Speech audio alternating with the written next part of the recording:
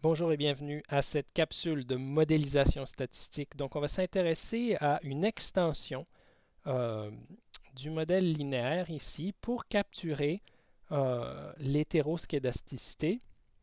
Et on va parler d'un cas bien spécial. Donc, quand on a de l'hétéroscédasticité, la variance est différente dans chacun des groupes. Et on va voir que les outils, donc la modélisation de la matrice de covariance ou de la matrice de covariance, donc intragroupe, peut nous servir à corriger le tir pour ce cas-là. Donc, rappelez-vous, on a supposé qu'on avait pour notre variable réponse une espèce de structure bloc. Donc ici, la matrice que vous voyez à l'écran, on a ordonné les observations par groupe. Donc vous pouvez penser, dans notre cas, avec le désir de vengeance, on avait chaque individu formé un bloc de 5. Et après, on a dit les individus sont indépendants les uns des autres, donc hors diagonale. Vous avez 0. Et sinon, on avait une matrice ici qui était donc sigma, qui était la même, qui avait la même structure pour tous les groupes. Et donc, pas nécessairement ici, on met un indice, mais tout simplement parce qu'ils n'avaient pas nécessairement la même taille. Donc, l'idée avec les données groupées hétéroscédastiques, ce qu'on va faire, c'est que plutôt que d'avoir les mêmes paramètres dans toutes les matrices, en fait, on va supposer que les matrices sont différentes. Et on va prendre une forme très simple, on va dire que c'est une matrice identité, tout simplement, fois une variance, et la variance va changer selon le groupe. Donc, on peut avoir très peu de groupes. De façon à... Il faut que vous ayez des groupes suffisamment grands pour être capable d'estimer un paramètre de variance. Mais donc, on va supposer que toutes les observations sont indépendantes, donc à la fois celles au sein d'un groupe ou entre les groupes, mais qu'elles sont hétéroscédastiques. Donc, dans chaque groupe, il y a une variance qui est différente. Donc, si vous avez M groupes, il y aura M paramètres de variance à estimer. Vous pourriez envisager quelque chose d'un peu plus complexe, par exemple un modèle d'équicorrélation euh, dans chacun des différents groupes avec des paramètres différents. Mais dans ça, donc si vous mettez cette structure de groupe, ça va réestimer à chaque fois des paramètres différents. Donc, c'est pas souvent, ça va vous prendre beaucoup d'observations pour arriver à avoir quelque chose ou une estimation qui est fiable. Donc, mieux vaut avoir un modèle peut-être un peu faux, mais simple, qui s'applique à tout le monde, que d'essayer d'avoir un modèle très très complexe pour les matrices de variance. Donc, un cas de figure qu'on a bien couvert dans les notes de cours, c'est cet exemple donc, de cette étude sur la discrimination salariale dans un collège américain. Donc, on avait le salaire sur 9 mois en milliers de dollars et on avait donc quelques variables explicatives. J'en ai pris que 3 pour les fins de la démonstration. Donc, l'échelon académique, on a vu que c'était la variable la plus importante. Donc, adjoint agrégé ou titulaire, dans cet ordre. Domaine, donc le champ d'expertise, soit appliqué, soit théorique. Et finalement, le sexe de l'individu, homme ou femme. Et on s'intéressait donc, est-ce qu'il y a un effet de sexe une fois qu'on a pris en compte l'effet des autres variables. Donc, un petit rappel de notre analyse exploratoire. On le voit bien sur cette image. Donc, vous avez les boîtes à moustaches. Il y a une forte augmentation du salaire avec du salaire moyen avec le rang. Donc, si vous voyez la boîte à moustaches, la ligne correspond à la médiane. Mais vous voyez aussi que la dispersion est énorme. Donc, il y a vraiment sur les panneaux de droite, vous voyez donc les titulaires, il y a certains qui font presque 50 000 dollars, donc ce qui est moins que le salaire des adjoints en général. Mais il y a aussi des professeurs qui font presque 225 000. Okay? Donc la moyenne semble être autour de quelque chose comme 125 000 par rapport à 90 pour les agrégés et 83 pour les adjoints.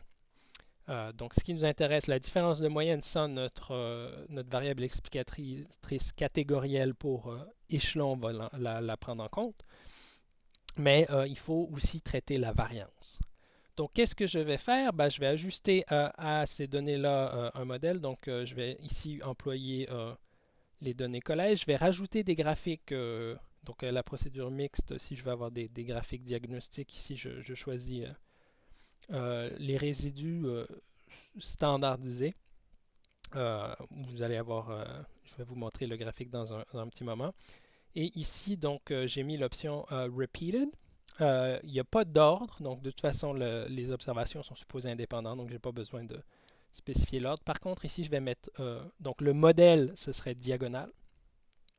C'est celui par défaut, mais donc plutôt que mettre identifiant en haut, j'ai mis ici groupe égale échelon. Donc ça veut dire que pour chaque échelon, je vais estimer une matrice différente et la matrice par défaut, c'est la matrice diagonale. Okay, donc avant, on avait subject égale ID et là, vous auriez pu mettre aussi groupe pour estimer des paramètres, donc estimer la matrice de covariance, mais qu'elle soit différente d'un groupe à l'autre.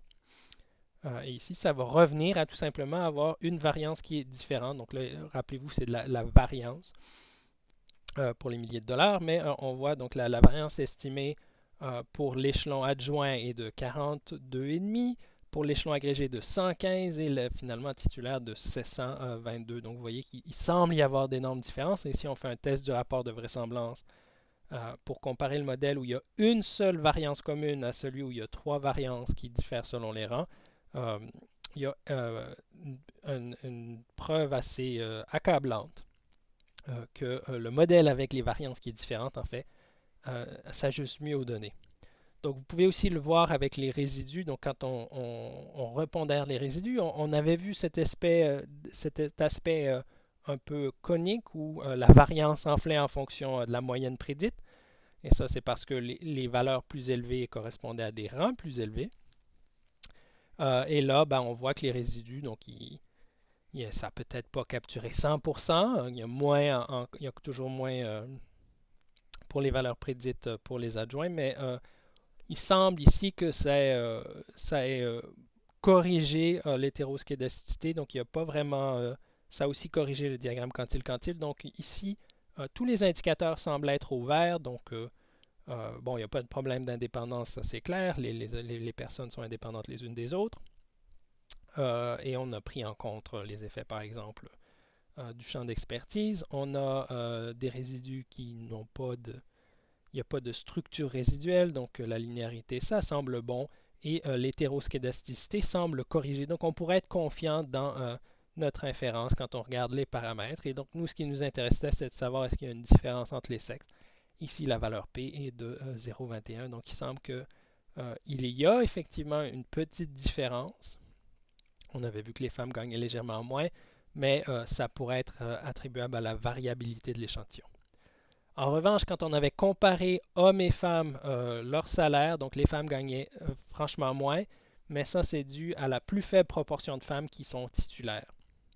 Okay, donc il y avait la même proportion d'adjointes et d'agrégés qui étaient des femmes, 16% qui est très peu, mais les titulaires qui gagnent davantage, on n'était que 7%. Donc cette comparaison-là n'est pas valide parce que vous avez un des trois groupes qui n'a pas le même pourcentage hommes-femmes. Donc la stratification ne fonctionne pas.